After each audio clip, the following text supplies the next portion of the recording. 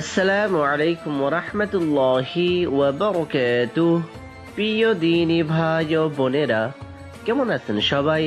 জি আলহামদুলিল্লাহ, আশা করি সকলেই ভালো আছেন। ট্রেন যখন নীলফামারী স্টেশনে পৌঁছালো তখন বিকেল 5টা বাজে। ফয়সাল ট্রেন থেকে নেমে স্টেশনের বাইরে এসে একজনকে জিজ্ঞেস করলো, মসজিদ কোন দিকে বলতে পারেন? ওই তো দেখা যাচ্ছে বলে হাত তুলে দেখিয়ে লোকটা চলে গেল। 5:30টায় জামাতের সঙ্গে আসরের নামাজ পড়ে ফয়সাল মসজিদের বাইরে একজন বৃদ্ধ লোকের সঙ্গে সালাম বিনিময় করে বলল, আমি খোকসাবাড়ি যাব। কিভাবে যাব একটু বলে দিবেন? বৃদ্ধ লোকটির বয়স প্রায় 70 বছর। চুলদারি সব পেকে সাদা হয়ে গেছে, তবে জোড়া এখনো ওনার ধারে কাছে আসেনি। এক হারা চেহারা হলেও সুঠাম দেহের অধিকারী। ফয়সালের আপতমস্তক একবার চোখ বলিয়ে নিজে জিজ্ঞেস করলেন, আপনি কোথা থেকে আসছেন? ঢাকা থেকে। কার বাড়িতে যাবেন? ইনসান চৌধুরীর বাড়ি। উনি আপনার আত্মীয়?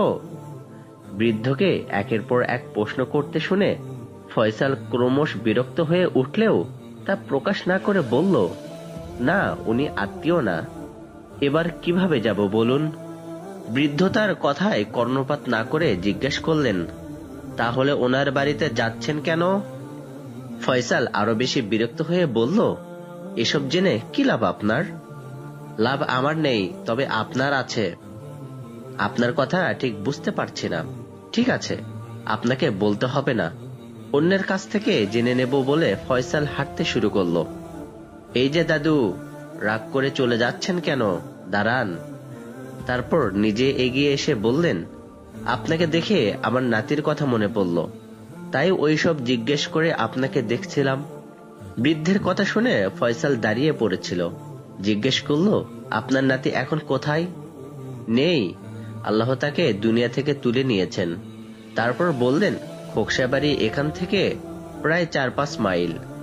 রিকশায় গেলে 30-40 টাকা ভাড়া নেবে, হেঁটে গেলে ঘন্টা দেড়েক সময় লাগবে। ওখানে কেন যাচ্ছেন বললেন না তো? তবে যে কারণে যান না কেন, খুব সাবধানে থাকবেন। ফয়সাল অবাক হয়ে বলল, কেন বলুন তো? ইনসান চৌধুরী মানুষ না, হাইওয়ান ছিলেন। ওনার নাম হাইওয়ান চৌধুরী হওয়া উচিত ছিল। এমন কোনো জঘন্য কাজ নেই যা উনি করেন নাই। আপনি না বললেও বুঝতে পারছি। চৌধুরী স্টেটে চাকরি করার জন্য এসেছেন। এর আগেও কয়েকজন এসেছেন, তাদের মধ্যে শুধু একজনই প্রাণ নিয়ে পালাতে সক্ষম হয়েছেন, বাকিরা পারেননি। আপনি দেখতে অনেকটা আমার নাতির মতো, তাই এত কিছু বলে সাবধান করলাম। আর আমার কথা যদি শোনেন তাহলে বলবো, ঢাকার ছেলে ঢাকায় ফিরে যান। কিন্তু ইনসান চৌধুরী তো অনেক বছর আগে মারা গেছেন। ওনার একমাত্র মেয়ে সম্পত্তি দেখাশোনা করার জন্য একজন ম্যানেজার চেয়ে কাগজে বিজ্ঞপ্তি দিয়েছেন। হ্যাঁ, উনি অনেক বছর আগে মারা গেছেন, কিন্তু ওনার মেয়েও বাবার মতো। ইনসান চৌধুরী মেয়ের বিয়ে দিয়ে জামাইকে ঘর জামাই করে রেখেছিলেন। জামাই খুব ভালো ছেলে ছিল। শ্বশুরের জঘন্য কাজের প্রতিবাদ করত বলে ইনসান চৌধুরী জামাইয়ের উপর খুব অসন্তুষ্ট ছিলেন। ওনার মেয়েও স্বামীর প্রতি তেমন সন্তুষ্ট ছিলেন না, তাই বাবা মারা যাওয়ার পর স্বামীকে ওনার প্রেমিকের দ্বারা মেরে ফেলেন। তারপর থেকে মেয়ে বাবার সবকিছু দেখাশোনা করছেন। যে মেয়ে স্বামীকে মেরে ফেলতে পারে, সে মেয়ে কেমন হতে পারে নিশ্চয় বুঝতে পারছেন। ফয়সাল বৃদ্ধের কথা বিশ্বাস করতে পারল না। বলল, হাদিসে পড়েছি, শোনা কথা বিশ্বাস করতে নেই, অনুসন্ধান করে সত্য মিথ্যা যাচাই করতে হয়। হাদিসটা আমিও জানি। ঠিক আছে, যান, আর দেরি করাবো না। ফয়সাল সালাম বিনিময় করে ভাড়া ঠিক করে একটা রিস্কায় উঠে বসলো। খোকসাবাড়ি গ্রামে ঢুকে রাস্তার পাশে একটা মসজিদে মাগরিবের আজান হচ্ছে শুনে ফয়সাল রিস্কাওয়ালাকে থামতে বলে বলল, আমি নামাজ পড়ব, সেজন্য আপনাকে 5 টাকা বেশি দেব। তারপর জিজ্ঞেস করলো, এখান থেকে চৌধুরীর বাড়ি কত দূর? রিক্সাওয়ালা বলল, বেশ খানিকটা দূর। 5 টাকা বেশি দিতে হবে না, আমিও নামাজ পড়ব। নামাজ শেষে রিক্সায় উঠে ফয়সাল বলল, আপনি নামাজ পড়েন জেনে খুব খুশি হয়েছি। ছোটবেলায় আব্বা নামাজ ধরিয়েছেন, তারপর আর ছাড়িনি। সুবহানাল্লাহ, আপনার আব্বা বেঁচে আছেন? হ্যাঁ, বেঁচে আছেন, তবে খুব বুড়ো হয়ে গেছেন। আপনার কয় ভাই? 5 ভাই। সবাই এক সংসারে আছেন? না, আব্বা এক এক করে ছেলে বিয়ে দিয়ে ভিন্ন করে দিয়েছেন। সব ভাইয়ের বিয়ে হয়ে গেছে, 4 জনের হয়েছে। আমি সবার ছোট, আমার এখনো হয়নি। আপনি তাহলে মা বাবার সংসারে আছেন? হ্যাঁ, তবে সামনের বছর বিয়ে দিয়ে আব্বা ভিন্ন করে দেবেন। আপনার তো বয়স হয়েছে, এখনো আপনার বাবা বিয়ে দেননি কেন? আমি এখনো 10,000 টাকা আব্বার কাছে জমা করতে পারিনি। টাকার সঙ্গে বিয়ের কি সম্পর্ক? বিয়ে তো দেবেন আপনার বাবা। তা তো দেবেন, কিন্তু দেনমোহরের টাকা আমাকে যে দিতে হবে, তাই সে টাকা জোগাড় করছি। অন্যান্য ভাইয়েরাও তাই করেছেন। হ্যাঁ। বাহ, খুব ভালো কথা তো। এরকম কথা কখনো না শুনলেও এটা ইসলামের কথা। তৎক্ষণে তারা চৌধুরী বাড়ির গেটে পৌঁছে গেল। রিস্কাওয়ালা বলল, নামুন, এটাই চৌধুরী বাড়ি। গেটের ওপর একটা বাল্ব জ্বলছিল। তার আলোতে ফয়সাল দেখল অনেক পুরানো বেশ বড় লোহার গেট। তৎক্ষণে অন্ধকার নেমেছে, তাই চারপাশে তাকিয়ে কিছুই দেখতে পেল না। রিক্সাওয়ালা অধৈর্য গলায় বলল, কই, নামুন, আমাকে এতটা পথ ফিরে যেতে হবে। ফয়সাল একটা ব্রিফকেসে কাপড় চোপড় ও অন্যান্য প্রয়োজনীয় জিনিসপত্র নিয়ে এসেছে। সেটা নিয়ে রিক্সা থেকে নেমে বলল, গেট তো বন্ধ। রিক্সাওয়ালা বলল, ভিতরে দারোয়ান আছে, ডাকলে খুলে দেবে। রিক্সা বিদায় করে ফয়সাল গেটের কাছে গিয়ে বলল, কে আছেন, গেট খুলুন। 2-3 বার বলার পর ভিতর থেকে আওয়াজ এলো, কে? আমি ঢাকা থেকে এসেছি, গেট খুলুন। আপনাকে কি আসতে বলা হয়েছিল? হ্যাঁ। নাম বলুন। ফয়সাল আহমেদ। একটু অপেক্ষা করুন। প্রায় 5 মিনিট পর দারোয়ান গেট খুলে দিতে ফয়সাল ভিতরে ঢুকলো। দারোয়ান তার আপাতমস্তক একবার দেখে নিয়ে বলল, আসুন আমার সঙ্গে। তারপর যেতে যেতে বলল, আপনার তো গতকাল আসার কথা ছিল, তাই না? হ্যাঁ। গেট থেকে বাড়িটা বেশ দূরে। দোতলার বারান্দার কার্নিশে 250 পাওয়ারের বাল্বের আলোতে ফয়সাল দেখতে পেল দোতলা পাকা বাড়ি। বাড়ির সামনে অনেকখানি ফাঁকা জায়গা, সেখানে বিভিন্ন তরিতরকারি চাষ করা হয়েছে। পাঁচিলের গা ঘেঁষে সারি সারি অনেকগুলো কাঁচা ঘর। দারোয়ান তাকে ড্রয়িং রুমে নিয়ে এসে বলল, আপনি বসুন, মালকিন কিছুক্ষণের মধ্যে আসবেন।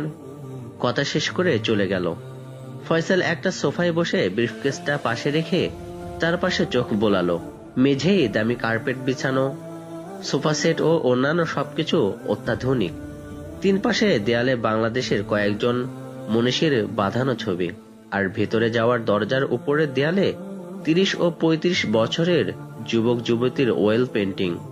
একটা 4-5 বছরের ফুটফুটে মেয়ে যুবতীর হাত ধরে রয়েছে। যুবতীর ফটোতে তার চোখ আটকে গেল। এই অপূর্ব সুন্দরীকে প্রায় মাঝে মাঝে স্বপ্নে দেখে, তাই তার মুখের ছবি আজও মনে গেঁথে আছে।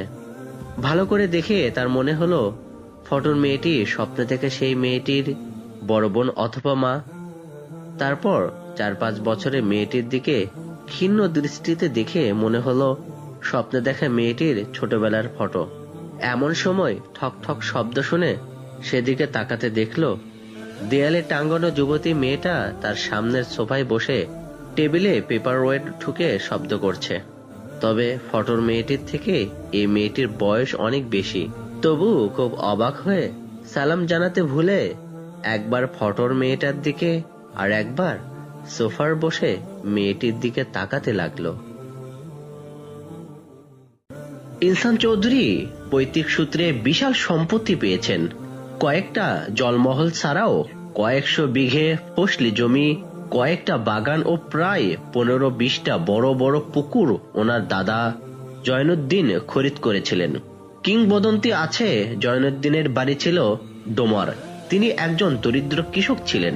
সব দিন ঘরে অন্ন জুটত না। অভাবের তাড়নায় এক গভীর রাত্রে একটা দিঘিতে জাল ফেলে মাছ ধরতে গিয়েছিলেন। সারা রাত জাল ফেলে একটা মাছও জালে পড়েনি। ফজরের আজানের সময় হতাশ হয়ে শেষবারের মতো জাল ফেলে যখন টানতে শুরু করেন, তখন এত ভারী মনে হতে লাগলো যেন জাল ছিঁড়ে যাবে। অনেক কষ্টে জাল তুলতে সক্ষম হলো। দেখলেন একটা পিতলের কলসি জালে উঠেছে। কলসিতে কি আছে দেখার সময় পেলেন না। আজান শুনে সকাল হয়ে গেছে জেনে কলসিটা জালে জড়িয়ে ঘরে নিয়ে এসে ঢাকনা খুলে সোনার মোহর দেখে অজ্ঞান হয়ে পড়েন। জ্ঞান ফিরে পেয়ে দেখলেন তার বউ মাথায় পানি দিচ্ছে। ধরফর করে উঠে বসে কলসি দেখতে না পেয়ে বউকে জিজ্ঞেস করলেন, পিতলের কলসি কোথায়? সায়রা বানু বললেন, আস্তে কথা বলো, বাতাসেরও কান আছে। কলসিতে সোনার মোহর দেখে ঘরের মেঝেতে পুঁতে রেখেছি। তখন তাদের একমাত্র সন্তান আফসার উদ্দিন 3 বছরের। গ্রামের লোকজন জেনে যাওয়ার ভয়ে স্ত্রী, ছেলে ও সব সোনার মোহর নিয়ে খোকসা বাড়িতে এসে বসবাস শুরু করেন এবং কয়েক বছরের মধ্যে এই সব সম্পত্তি করে চৌধুরী উপাধি গ্রহণ করেন। আফসার উদ্দিন যখন কলেজে পড়েন তখন একদিন জয়নুদ্দিনের খোঁজ পাওয়া গেল না। 3-4 দিন পর লোকজন ওনার লাশ একটা জলমহলে ভাসতে দেখে তাদের বাড়িতে খবর দেয়। ধনী হিসেবে জয়নুদ্দিনের নাম আশেপাশে গ্রামে ছড়িয়ে পড়ছিল। থানার পুলিশদের সঙ্গে ওনার দহরম মহরম ছিল। তারা লাশ ময়না তদন্ত করার জন্য নীলফামারী হাসপাতালে নিয়ে গেল। ময়না তদন্তে জানা গেল গলা টিপে হত্যা করা হয়েছে। এরকম একজন ধনী ও গণ্যমান্য লোককে কেউ গলা টিপে মারবে? গ্রামের লোক বিশ্বাস করতে পারল না। তাদের ধারণা জিনদের সোনার মোহরের কলসি নিয়ে জয়নুদ্দিন ডোমার থেকে পালিয়ে এসেছিলেন বলে তারা ওনাকে গলা টিপে মেরে জলমহলে ফেলে দিয়ে গেছে। এই ঘটনার প্রায় 12 বছর পর ওনার একমাত্র সন্তান আফসার উদ্দিনের লাশও ওই একই জলমহলে পাওয়া যায়। বাবা ও ছেলে একইভাবে মারা যাওয়ায় ঘটনায় লোকজন বলাবলি করতে লাগলো ওই বংশের উপর জিনদের আক্রোশ আছে, হয়তো ভবিষ্যতেও থাকবে। আফসার উদ্দিন চৌধুরীর একমাত্র সন্তান ইনসান চৌধুরীর বয়স যখন 30 বছর, তখন একদিন ওনার লাশও ওই একই জলমহলে পাওয়া যায়। ময়না তদন্তে এই একই রিপোর্ট, গলা টিপে হত্যা করা হয়েছে। তখন থেকে শুধু গ্রামের লোকজনই নয়, চৌধুরী বাড়ির সকলেই ওই ধারণায় দৃঢ় হয়। ইনসান চৌধুরীর স্ত্রী লুৎফা বেগম ঢাকার ধনী পরিবারের উচ্চ শিক্ষিত মেয়ে। তিনি ভূত প্রেতনি বা জিন বিশ্বাস করেন না। এই বংশের উপর জিনদের আক্রোশ আছে। স্বামী, শ্বশুর ও দাদা শ্বশুরকে জিনেরা মেরে ফেলেছে তাও বিশ্বাস করেন না। ওনার বিশ্বাস দাদা শ্বশুর অন্য জায়গা থেকে এসে এখানে এত সম্পত্তি করেছেন। চৌধুরী বংশের এত নাম ডাক এলাকার অনেকে সহ্য করতে না পেরে একের পর এক এই ঘটনা ঘটিয়ে জিনদের আক্রোশ ভরে রটিয়েছে। ইনসান চৌধুরী মারা যাওয়ার পর ওনার মা হাফিজা বেগম বেঁচে ছিলেন। তিনি শাশুড়ির কাছে সোনার মোহর পাওয়ার কথা শুনেছিলেন। তাই স্বামী, শ্বশুর ও ছেলেকে যে জিনেরা মেরে ফেলেছে সে কথা বিশ্বাস করেন। বউ লুৎফা বেগম ওসব বিশ্বাস করে না জেনে একদিন তাকে বললেন, ভূত প্রেতনি আছে কিনা জানি না, তবে জিন জাতি আছে একথা বিশ্বাস করি, কারণ কোরআনে জিন জাতির কথা উল্লেখ আছে। এমনকি জিন নামে একটা সূরাও আছে।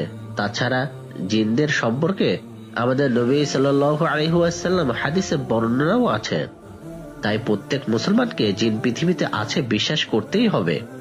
তারপর ওনার শ্বশুরের সোনার মোহর পাওয়ার কথা ও নিজের গ্রাম ছেড়ে কেন এখানে চলে আসেন বললেন। শাশুড়ির কথা শুনে লুৎফা বেগম কিছুটা বিশ্বাস করতে পারলেও সম্পূর্ণ বিশ্বাস করতে পারলেন না। তাই জিজ্ঞেস করলেন, জিনদের আক্রোশ থেকে রেহাই পাওয়ার কি কোনো উপায় নেই? হাফিজা বেগম বললেন, এই কথা আমিও আমার শাশুড়িকে জিজ্ঞেস করেছিলাম। তিনি বলেছিলেন কোনো পীর সাহেব বা বড় আলেমের কাছে ঘটনাটা বলে তদবির করলে হয়তো জিনদের আক্রোশ থেকে রেহাই পাওয়া যেত। তিনি স্বামীকে কথাটা বলেও ছিলেন, কিন্তু সোনার মোহর পাওয়ার ঘটনা জানাজানি হয়ে যাবে বলে তদবির করতে রাজি হননি। কথাটা ইনসানকেও বলেছিলাম, সেও একই কথা বলে তদবির করতে রাজি হয়নি। লুৎফা বেগম বললেন, এই বংশের পুরুষের উপর জিনদের আক্রোশ। এখন তো আর কোনো পুরুষ নেই, মনে হয় তার এই বংশের মেয়েদের উপর কিছু করবে না। হাফিজা খাতুন বললেন, কি করে যে কথা বলবো, আমার তো খুব ভয় হয়। চৌধুরী বংশের একমাত্র প্রদীপ ফাইজুন নেসাকে নিয়ে, ওর কিছু হলে চৌধুরী বংশের নাম নিশানা দুনিয়া থেকে মুছে যাবে। তাই বলে কি তুমি তোমার বাবাকে সবকিছু জানিয়ে কোনো পীর সাহেব বা কোনো আলেমের দ্বারা তদবির করাও? স্বামী ও তার ঊর্ধ্ববদন পুরুষরা যে কারণে জিনদের হাত থেকে রক্ষা পাওয়ার জন্য তদবির করেননি, লুৎফা বেগমও সেই একই কারণে কিছু করেননি। ইনসান চৌধুরী মারা যাওয়ার কয়েক বছর আগে হারেস নামে একটা ছেলের সঙ্গে একমাত্র মেয়ে ফাইজুন্নেসার বিয়ে দেন। হারেস ঢাকার শিক্ষিত ও সুদর্শন ছেলে। সে প্রথমে চৌধুরী স্টেটের ম্যানেজার ছিল।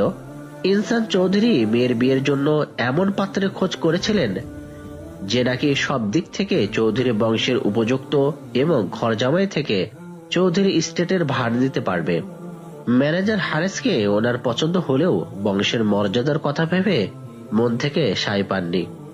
তারপর যখন জানতে পারলেন পাশের গ্রামের এক সাধারণ ঘরের ছেলের সঙ্গে মেয়ের মন দেওয়া নেওয়া হয়েছে, তখন স্ত্রীর সঙ্গে পরামর্শ করে হারেসের সঙ্গে মেয়ের বিয়ে দিয়ে দেন।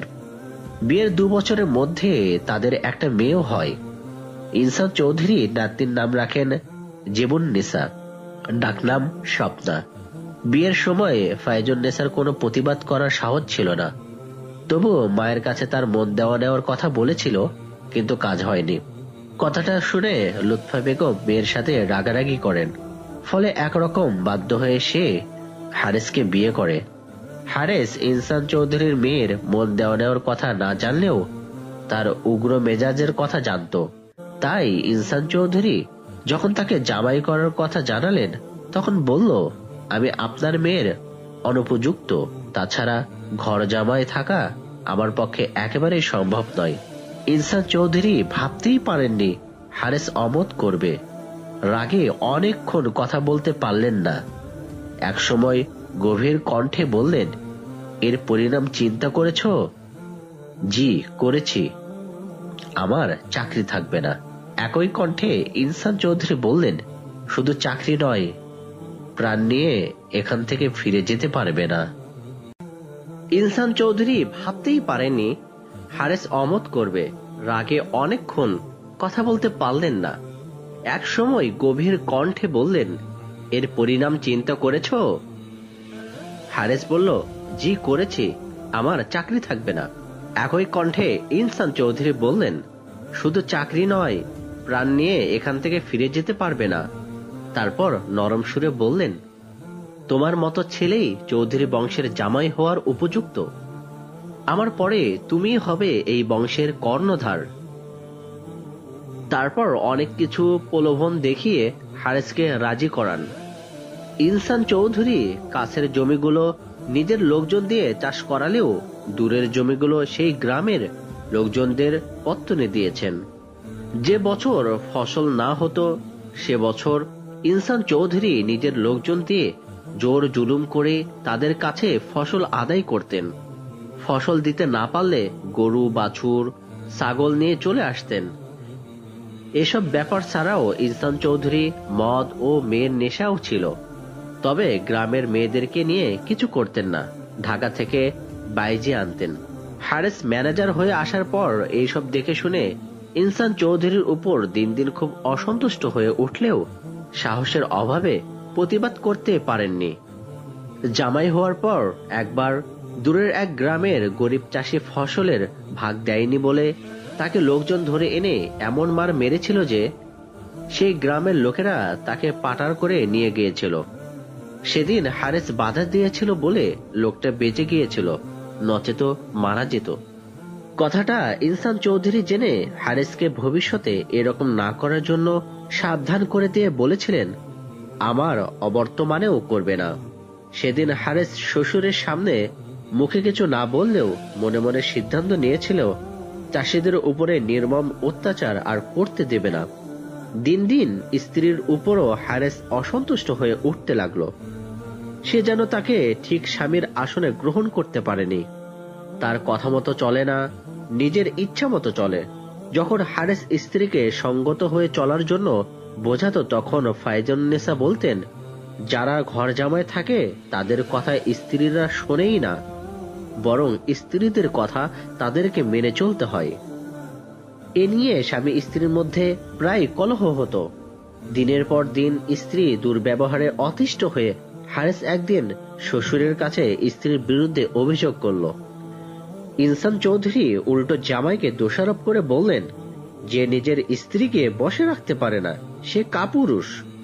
শ্বশুরের কথা শুনে হারেস নির্বাক হয়ে ভাবল, চৌধুরী বংশের জামাই হয়ে যে ভুল করেছে তা জীবনে শুধরাতে পারবে না।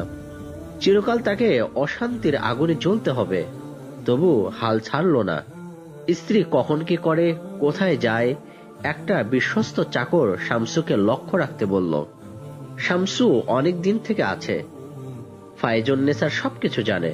বলল, লক্ষ্য রাখার দরকার নেই, মালিকদের সবকিছু শুধু আমি নয়, সব চাকর ও চাকরানিরাও জানে। কিন্তু আমাদের মুখ খোলা নিষেধ, যদি কেউ খোলে তাহলে তাকে জ্যান্ত কবর দেওয়া হবে।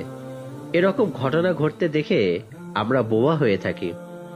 আপনাকে আমরা সবাই খুব ভক্তি শ্রদ্ধা করি, তাই আপনার জন্য আমরা দুঃখ পাই, তবু মুখ খুলতে পারবো না। তবে এতটুকু বলতে পারি। তারপর মালিক কন্যার মন দেওয়া নেওয়ার কথা বলল, এখনো তার সঙ্গে সম্পর্ক আছে।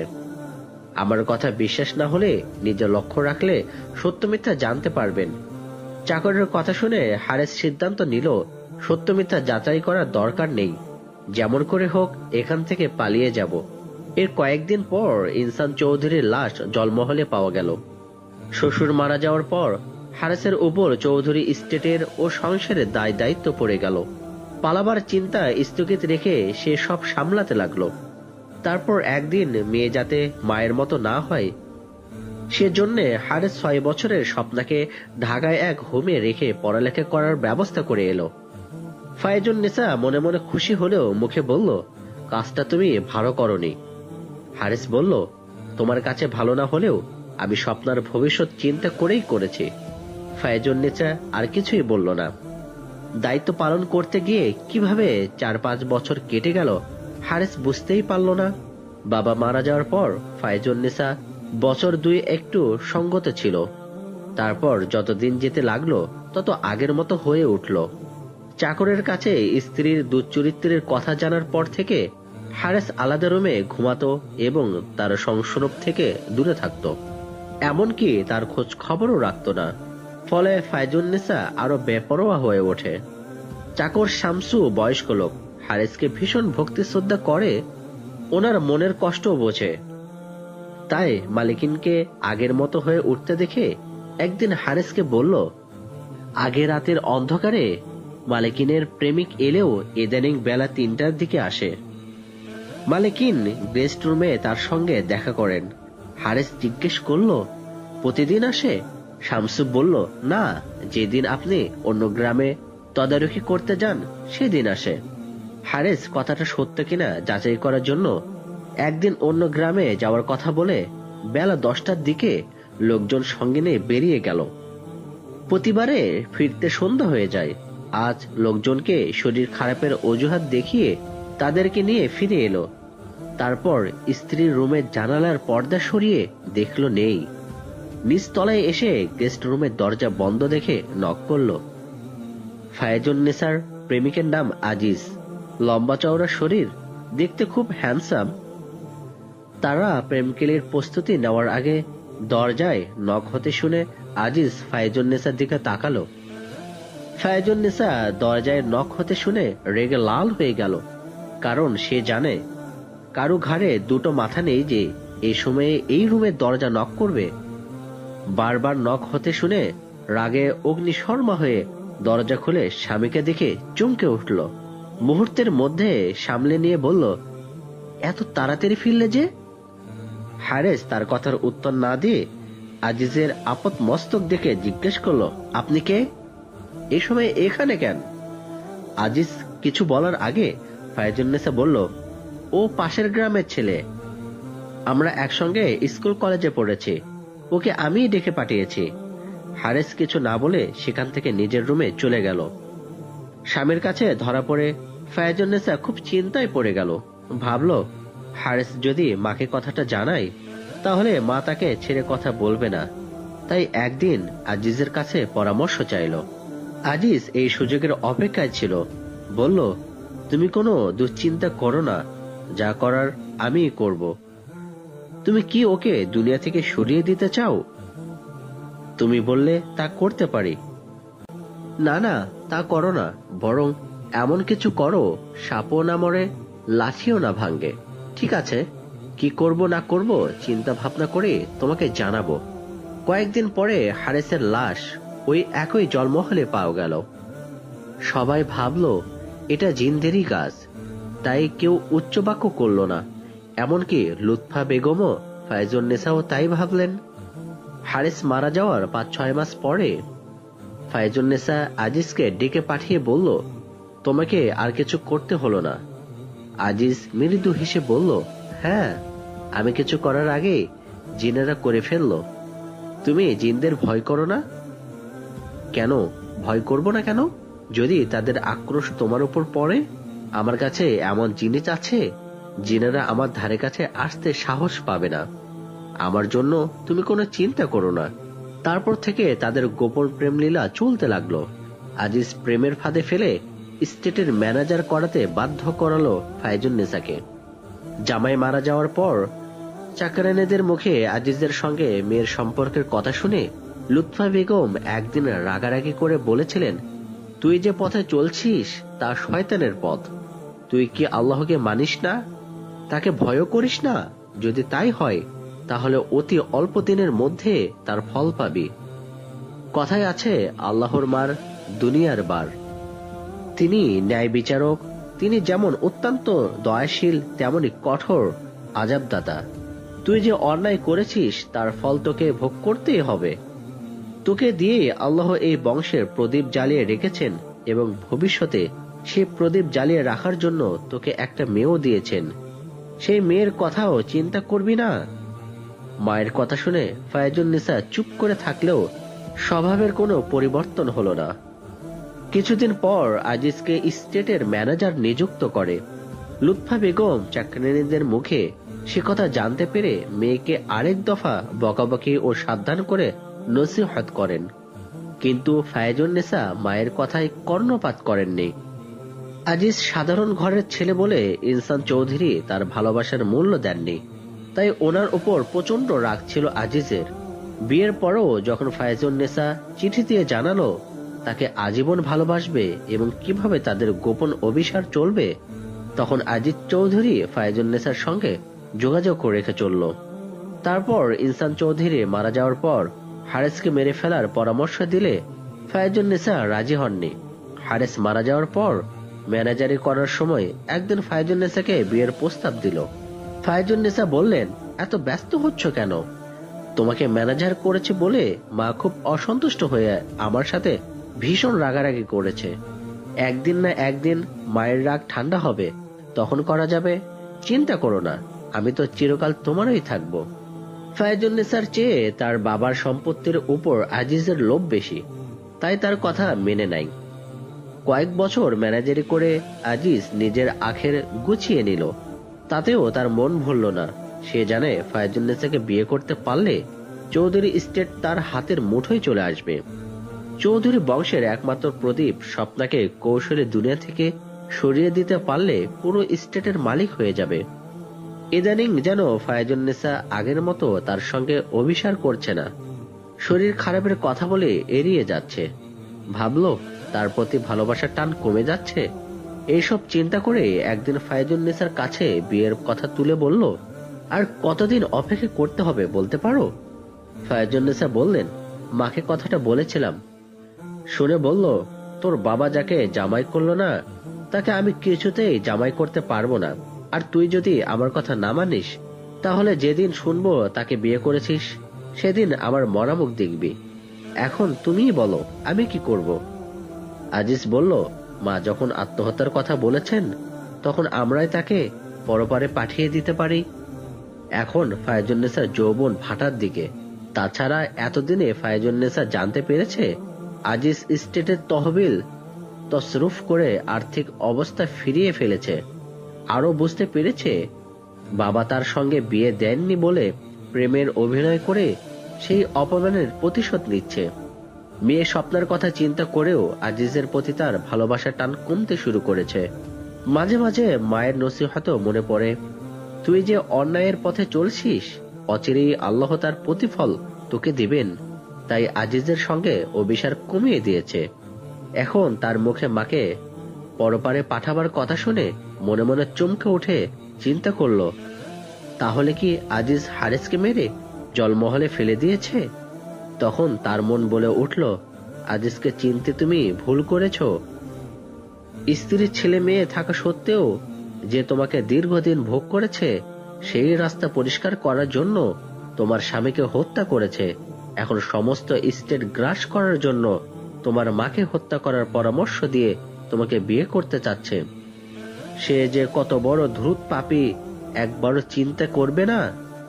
তাকে অনেকক্ষণ চুপ করে থাকতে দেখে আজিজ যেন তার মনের কথা বুঝতে পারল। বলল, এতক্ষণ কি ভাবছ? মনে হচ্ছে আমার পরামর্শ তোমার মন প্রুত হয়নি। বিবেকের চাবুকে ফায়জুন্নেসার জ্ঞানের চোখ খুলে গেছে। বলল, হ্যাঁ, তুমি ঠিক ধরেছ, তোমার পরামর্শটা আমার মন প্রুত হয়নি। শুধু তাই নয়, তোমার আসল উদ্দেশ্য আমি ধরে ফেলেছি। আজ এখনই তোমাকে বরখাস্ত করলাম। তোমার সঙ্গে আমার আর কোনো সম্পর্ক নেই। তুমি চলে যাও, আর কখনো এ মুখ হবে না। আজিজ খুব রেগে গিয়ে কিছুক্ষণ চুপ করে থেকে হো হো করে হেসে উঠে বলল, চমৎকার, কি দারুণ তোমার অভিনয়। ফায়জুন্নেসা রাগের সঙ্গে বলল, না, অভিনয় নয়, যা সত্য তাই বলেছি। তাহলে তো আমার আসল উদ্দেশ্যের কথা শুনতেই হয়। নিজেই তো জানো আমার কাছে শুনতে চাচ্ছ কেন। আমি বলবো না, যদি বলি বলতেই হবে। তুমি কিন্তু বাড়াবাড়ি করছো। ভুলে যেও না, তুমি চৌধুরী স্টেটের একজন কর্মচারী। মালিকের সঙ্গে বেয়াদবি করার শাস্তি নিশ্চয় জানো। কোনো উচ্চ বাক্য না করে চলে গেলেই ভালো করবে, নচেত। বলে থেমে গিয়ে ফায়জুন্নেসা তার দিকে অগ্নি দৃষ্টিতে তাকালো। এই দৃষ্টির অর্থ আজিজ জানে। ইনসান চৌধুরীর ভয়াল দর্শন কয়েকজন লেঠেলও ছিল, আরো ছিল কয়েকজন ভয়াল দর্শন পিস্তলধারী। ইনসান চৌধুরী যার দিকে অগ্নি দৃষ্টিতে তাকাতেন, হয় লেঠেলরা তাকে লাঠিপেটা করে মেরে ফেলত, অথবা পিস্তলধারী কেউ একজন তাকে গুলি করে মেরে ফেলত। সেই সব লেঠেল ও পিস্তলধারীরা এখনো আছে। এখন ফায়জুন্নেসাকে অগ্নি দৃষ্টিতে তার দিকে তাকাতে দেখে আজিজ ভয় পেয়ে সেখান থেকে চলে গেল। তারপর আজিজ আর কখনো চৌধুরী বাড়ির ত্রিসীমানায় না গেলেও একের পর এক তাদের ক্ষতি করেই চলেছে। সেও কয়েকজন লেঠেল ও পিস্তলধারী লোক রেখেছে। একবার চৌধুরীদের পত্তনে দেয়া জমির ধান লুট করতে গিয়ে উভয় পক্ষের কয়েকজন লেঠেল ও পিস্তলধারী হতাহত হয়েছে। আজিজকে বরখাস্ত করার পর ফায়জুন্নেসা বেশ কয়েকজন ম্যানেজার রেখেছেন। তাদেরকে আজিজের অস্ত্রধারী লোকেরা ভয় দেখে চলে যেতে বাধ্য করেছে। যারা না গিয়ে চ্যালেঞ্জ করেছে তাদেরকে মেরে ফেলেছে। তাই এবারে শুটিং ও ফাইটিং জানা ম্যানেজার পোস্টের জন্য কাগজে বিজ্ঞপ্তি দিয়েছিলেন। কাগজের বিজ্ঞপ্তি দেখে ঢাকা থেকে একজন এসেছে শুনে ফায়জুন্নেসা কিছুক্ষণ আগে এসেছেন। তার মনোযোগ আকর্ষণ করার জন্য পেপার ওয়েট ঠুকে শব্দ করেন। তারপর তাকে ওইভাবে তাকাতে দেখে বললেন, মনে হচ্ছে আপনি খুব অবাক হয়েছেন। এতে অবাক হওয়ার কি আছে? ওটা অনেক আগের ফটো। পাশের লোকটা আমার স্বামী, আর ছোট মেয়েটি আমাদের একমাত্র সন্তান স্বপ্না। তারপর মৃদু হেসে বললেন, এখন অবশ্য অনেক বড় হয়েছে। ঢাকা ভার্সিটিতে জিওলজিতে মাস্টার্স করে পিএইচডি করতে আমেরিকা গেছে। সালাম দেওয়া হয়নি মনে পড়তে ফয়সাল তাড়াতাড়ি সালাম দিল। ফায়জুন্নেসা সালামের উত্তর দিয়ে বললেন, দাঁড়িয়ে আছেন কেন, বসুন। ফয়সাল বসার পর হঠাৎ খেয়াল করলো ভদ্র মহিলার শরীরে এতটুকু বয়সের ছাপ পড়েনি। বাঁধান শরীর, সুন্দর স্বাস্থ্য, গায়ে ওড়না থাকলেও পুরুষ্ট বক্ষ দুটো দেখে লজ্জা পেয়ে মুখ নিচু করে নিল। ফায়জুন্নেসা মৃদু হেসে জিজ্ঞেস করলেন, আপনার সব কাগজপত্র এনেছেন? জি এনেছি, তবে সেগুলো দেখবার আগে জানতে চাই, বর্তমানে আপনিই কি চৌধুরী স্টেটের মালিক? তা জানা কি আপনার খুব প্রয়োজন? নিশ্চয়, যিনি আমাকে চাকরি দিবেন ওনার পরিচয় জানা উচিত নয় কি? হ্যাঁ, আমি চৌধুরী স্টেটের একমাত্র মালিক ফায়জুন্নেসা। এবার নিশ্চয় কাগজপত্র দেখাবেন। ফয়সাল ব্রিফকেস খুলে কাগজপত্র বের করে টেবিলের উপর রাখলো। ফায়জুন্নেসা সেগুলো দেখে বললেন, ঠিক আছে। তারপর জিজ্ঞেস করলেন, এত অল্প বয়সে দাড়ি রেখেছেন কেন? দাড়ি রাখা সুন্নত হলেও ফকিহগণ ওয়াজিব বলেছেন, তাই প্রত্যেক মুসলমান পুরুষদের দাড়ি রাখা উচিত। এখানে বয়সের কথা অবাস্তব। শুনুন, এখানে চাকরি করা যে 17টা পেপারে দেওয়া সম্ভব নয়, বলে দেইনি। সেটা হলো, আমি যেভাবে যা কিছু করতে বলবো দ্বিধাহীন চিত্তে করবেন, এতটুকু প্রতিবাদ করতে পারবেন না। কিন্তু আপনি যদি অন্যায় কিছু করতে বলেন তাহলে? ফায়জুন্নেসা রেগে উঠে গম্ভীর স্বরে বললেন, তাহলেও করতে হবে। ওনার রাগকে পাত্তা না দিয়ে ফয়সাল বলল, আর যদি কাউকে অন্যায়ভাবে হত্যা করতে বলেন? ফায়জুন্নেসা আরো রেগে উঠে বললেন, তাও করতে হবে। ওনার রাগকে এবারও পাত্তা না দিয়ে ফয়সাল বলল, তাহলে আপনিও শুনে রাখুন, আমি জীবনে কখনো কোনো রকম এতটুকু অন্যায় কিছু করিনি, তাই আপনার কাছে চাকরি করার আমার পক্ষে সম্ভব নয়। এক্ষুনি বিদায় হচ্ছি বলে কাগজপত্রগুলো ব্রিফকেসে ভরে হাতে নিয়ে উঠে দাঁড়ালো। ফায়াজুন্নেসা কঠিন কণ্ঠে বললেন, নিজেকে কি ভাবেন আপনি? মানুষের ঘরে যখন জন্মেছি তখন মানুষই ভাবি, মানুষ মাত্রই মানুষের ঘরে জন্মায়, জন্তুর জানোয়ারের ঘরে জন্মায় না। কিন্তু মানুষের ঘরে জন্ম নিয়েও অনেকের স্বভাব চরিত্র জন্তুর জানোয়ারের মতো হয়। হিংস্র জন্তু জানোয়ার যেমন শুধু নিজের স্বার্থ ছাড়া কিছুই বোঝে না, অনেক মানুষ তেমনি নিজের স্বার্থের জন্য ন্যায় অন্যায়ের বাদ বিচার করে না। যাকগে, এসব কথা বলে লাভ নেই, এখন রিস্কা পাবো বলে মনে হয় না, হেঁটে স্টেশনে যেতে হবে। কথা শেষ করে ফয়সাল যেতে উদ্যত হলে ফায়জুন্নেসা কঠিন কণ্ঠে বললেন, চৌধুরী বাড়িতে এসে কেউ নিজের ইচ্ছায় চলে যেতে পারে না। ফয়সালের তখন আসার সময় স্টেশনে বৃদ্ধের কথা মনে পড়লেও ভয় পেল না। বলল, কেউ না পারলেও আমি পারবো ইনশাআল্লাহ বলে দুপা এগিয়ে দেখল দরজায় তেল চকচকে লাঠি হাতে একজন ভয়াল দর্শন লোক তার দিকে তাকিয়ে মিটমিট করে হাসছে। লোকটার গায়ের রং মিশমিশে কালো, ইয়া বড় মোচ, দেখতে যেমন বিশ্রী তার হাসিটাও তেমনি বিশ্রী। তাকে দেখে একটা ভয়াল মিশ্রিত শিহরণ ফয়সালের শরীরে খেয়ে উঠল। তার মন তাকে সাবধান করলো, তুমি লাঠি খেলা জানো না, ওই লাঠির একটা বাড়ি খেলে মা বলার আগে শেষ হয়ে যাবে। তড়িৎ বুদ্ধি খাটিয়ে লোকটাকে বলল, একজন নিরস্ত মানুষকে অস্ত্র দিয়ে ঘায়েল করার কোনো বাহাদুরি নেই। ফয়সালের কথা শেষ হওয়া মাত্র লোকটা লাঠি ফেলে দিয়ে মোচে তা দিতে লাগলো। ফয়সাল ব্রিফকেসটা মারার ভঙ্গিতে তার দিকে ছুড়ে দিতে লোকটা যখন খেলনার মতো লুফে নিতে গেল, ঠিক তখনই ছুটে এসে তার তলপেটের নিচে প্রচন্ড জোরে একটা পা দিয়ে আঘাত করলো। লোকটা ব্রিফকেস ধরার আগে ফয়সালের লাথি খেয়ে ব্যথায় নীল হয়ে তলপেট ধরে বসে পড়ল, আর ব্রিফকেসটা তার মাথায় বাড়ি খেয়ে ছিটকে পড়ল। ফয়সালকে তার দিকে এগোতে দেখে ফায়জুন্নেসা খিলখিল করে হেসে উঠে বললেন, থাক, ওকে আর আঘাত করবেন না, ব্রিফকেসটা নিয়ে এসে বসুন। চৌধুরী স্টেটের ম্যানেজার হওয়ার উপযুক্ত কিনা জানার জন্য আপনার ইন্টারভিউ নিলাম। আপনি ফুল মার্ক পেয়ে পাশ করেছেন। চাকরির জন্য যে শর্তের কথা বলেছি সেটাও ইন্টারভিউয়েরও প্রশ্ন ছিল। তারপর দু হাতে তালি বাজালেন। সঙ্গে সঙ্গে দুজন সন্ডা মার্কা লোক এসে লাঠিওয়ালা লোকটাকে ধরে নিয়ে গেল। ফায়জুন্নেসার কথা শুনে ফয়সাল অবাক দৃষ্টিতে তার দিকে তাকিয়ে দাঁড়িয়েছিল। তাই দেখে ফায়জুন্নেসা মৃদু হেসে বসতে বলে বললেন, ইন্টারভিউটা বেশ কঠিন হয়েছে তাই না? কি করব বলুন, মেয়ে হয়ে এত বড় স্টেট চালান কত বড় কঠিন, আশা করি কয়েকদিনের মধ্যে বুঝতে পারবেন। তারপর আবার তালি বাজালেন। এবার আধা বয়সী দুইজন মেয়ে এসে মাথা নিচু করে দাঁড়ালো। ফয়সালকে দেখিয়ে ফায়জুন্নেসা তাদেরকে বললেন, ইনি নতুন ম্যানেজার, তোমরা ওনাকে ওনার রুমে নিয়ে গিয়ে সবকিছু দেখিয়ে দিয়ে খাওয়ার ব্যবস্থা করো। তারপর ফয়সালের দিকে তাকিয়ে বললেন, কাল সকালে আপনার কাজ বুঝিয়ে দেওয়া হবে, এখন ওদের সঙ্গে যান। রুমে এসে ফয়সাল খুশি হলো। বেশ বড় রুম, ডাবল খাট, খাটের বিছানাপত্র পরিষ্কার পরিচ্ছন্ন, 3টে জানালা, একটা দক্ষিণ দিকে, একটা পূর্ব দিকে ও একটা উত্তর দিকে। খাটের পরে প্রায় 5 হাতের মতো ফাঁকা মেঝে, এক পাশে একটা টেবিল ও 2টো চেয়ার, বুকসেফ ও কাপড় রাখার স্টিলের আলনা। খাট বরাবর পূর্ব দিকের জানালার পাশে ড্রেসিং টেবিল আর উত্তর পাশে বাথরুমের দরজা। বাথরুম সহ পুরো রুম মোজাইক করা, এমনকি দেয়ালও মোজাইক করা। ফয়সালের মনে হলো পুরো বিল্ডিংটাই হয়তো মোজাইক করা। কাজের মেয়ে দুটো তাকে রুমে পৌঁছে দিয়ে যখন চলে যাচ্ছিল তখন ফয়সাল তাদেরকে বলে দিয়েছিল 1 ঘন্টা পরে খাবার নিয়ে আসতে। রুমে ঢুকে একজন কাজের মেয়ে লাইট ও ফ্যানের সুইচ অন করে দিয়েছিল। ফয়সাল ফ্যানের স্পিড বাড়িয়ে দিয়ে জামা কাপড় পাল্টে বাথরুমে গোসল করতে ঢুকলো।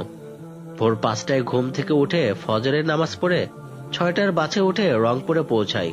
তারপর ট্রেনে করে নীলফামারী স্টেশনে নেমে রিকশায় এসেছে। এত দীর্ঘ পথ জার্নি করে সে খুব ক্লান্ত, তাই শাওয়ার ছেড়ে দিয়ে আধা ঘন্টা ধরে গোসল করলো।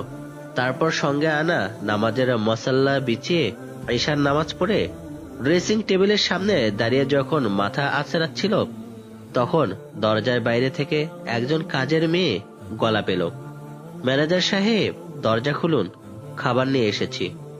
ইনশাআল্লাহ আমরা বাকি ঘটনা আগামী পর্বে শুনবো। আশা করি সকলে আমার সাথে থাকবেন এবং যারাই এখনো আমার চ্যানেলটাকে সাবস্ক্রাইব করেন নাই অবশ্যই সাবস্ক্রাইব করবেন এবং পাশে রাখা বেল আইকনটি বাজিয়ে দিবেন, যাতে পরবর্তী পর্বগুলো আপনাকে আর খুঁজতে না হয়। তো সকলে ভালো থাকুন, সুস্থ থাকুন। আল্লাহ তাআলা সবাইকে হিদায়াত দান করুন। আমিন।